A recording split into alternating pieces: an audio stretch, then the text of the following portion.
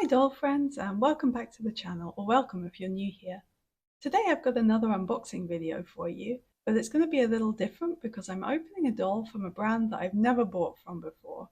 So right here behind me I have my first ever Monster High doll, and that is Fearbook Twyla from the G3 Monster High series.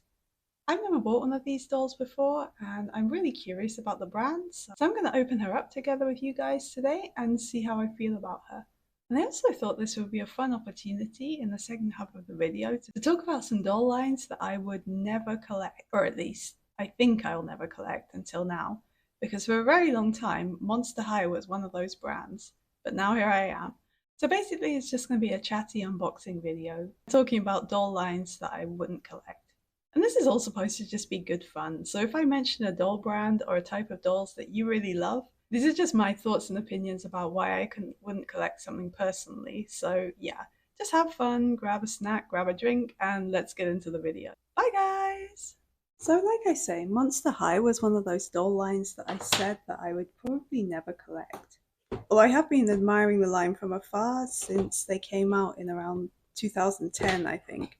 So at that time when the first G1 Monster High dolls came out, I was only collecting My Little Pony, and then only the G4 ponies, because the G4 show was out at that time and it was really fun to collect those in stores, as well as G2 and G1s, because those were the childhood ones that I grew up with.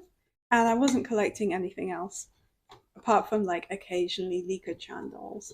But I was a member of the My Little Pony Arena. I don't know if anybody remembers that forum. And there was a sub forum on there called the Dollhouse, and people would often post pictures on there of their Monster High dolls that they bought in stores at the time. I remember looking at them and being really intrigued by the Laguna, G1 Laguna doll. I just thought like the fact that she was like a sea monster was really cool. And later when the Rochelle Goyle doll came out, I was really in love with her. But at the time, like, I was only collecting ponies and I was still a student slash only just starting to work. So my budget was really limited and I couldn't really justify starting to collect anything else. So I would just admire the Monster High dolls from afar and never actually bought one. And then fast forward to around like 2002, 2003 when I started actually collecting dolls like properly, which is also the same time I think the G3 Monster High started coming out. I would look at them and there was never really one that just like caught my attention particularly. But the longer the G3 line has been going on, I feel like they've been becoming a little less like goth, I guess you would call it, like alternative themed, and becoming a little bit more cutesy. And that started to be more in line with like my aesthetic when it comes to collecting like toys and dolls. Then that was when I started to get more interested in G3 and started looking a bit more closely at some of the designs that are coming out. And yeah, they've really grown on me. I know for some people the like more cutesy designs of the G3 might not be for them, but it is for me and I really like some of them.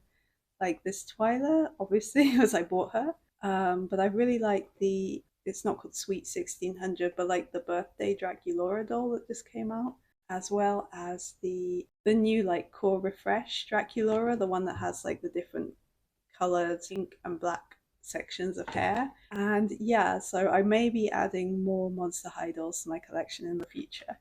But for now, on my wish list is basically just Twyla and maybe one or two Draculauras, and there is a Claudine that I really like. Yeah, I think that's also the one from the core refresh where she's wearing like the little fur skirt thing. I think she's really cute, so I'll probably add her to my collection as well. So yeah, I just thought it was kind of funny that this was previously a line that I'd always said like, oh no, I'm never going to collect those, and now we've gone from that having like 3 or 4 different dolls on my wish list. So yeah, that got me thinking of other doll lines that I say right now that I would never collect. So with all of these, it's not necessarily because I don't find them cute or like I don't like them or anything. A lot of the time it's just like with Monster High at first that they just don't really suit my aesthetic or like my style when collecting. And so I just prefer to prioritize other things. So the first line on my list, I've made some little notes over here, so I'll be referring to those. The first line on my list is kind of Monster High adjacent because they came out at the same time, I believe. And that is Ever After High. I'm not sure what it was exactly about these that I was just never that into. Even though, like, normally I absolutely love a fantasy or a fairy tale theme in dolls, and folklore and everything is generally like something I find interesting.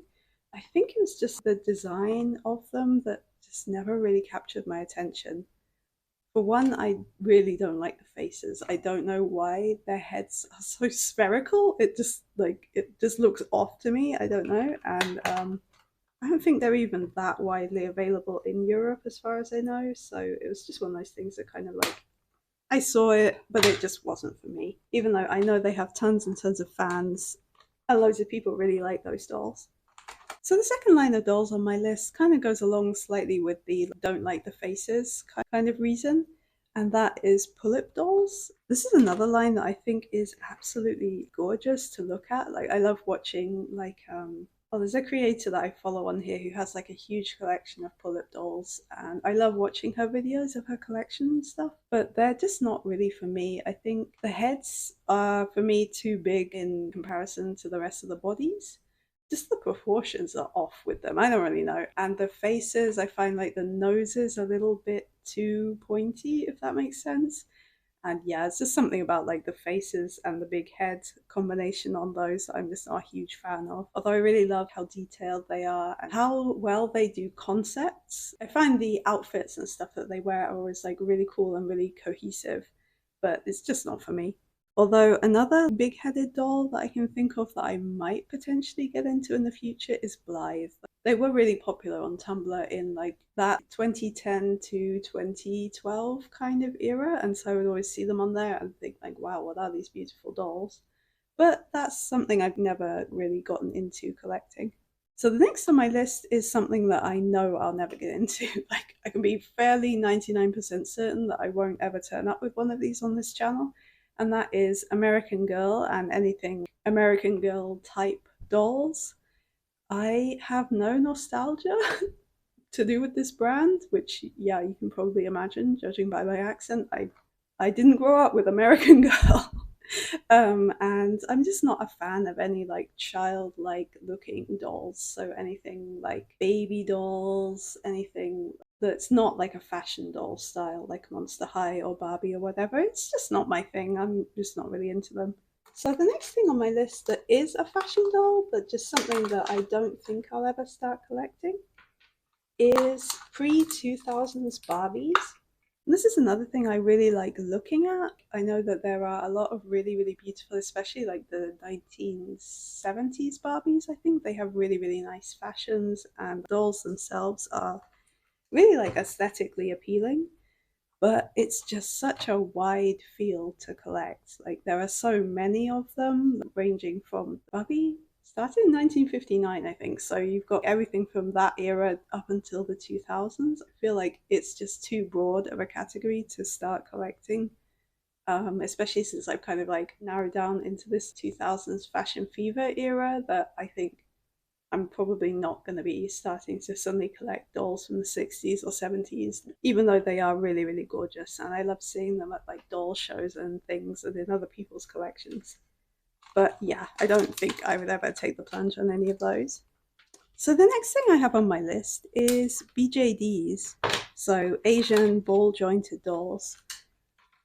And this is another one that I find really, really beautiful and interesting, and like I love looking at them in other people's collections.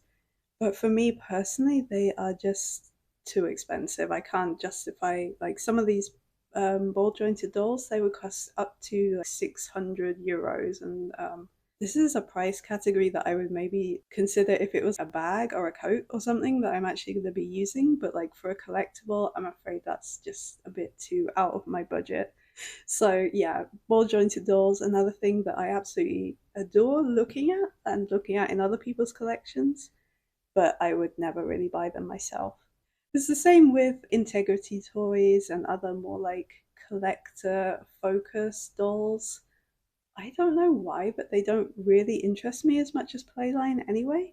even though they're absolutely beautiful. Like Integrity Toys is another brand that I love looking at them. I love their concepts and designs and how detailed the clothing is and stuff.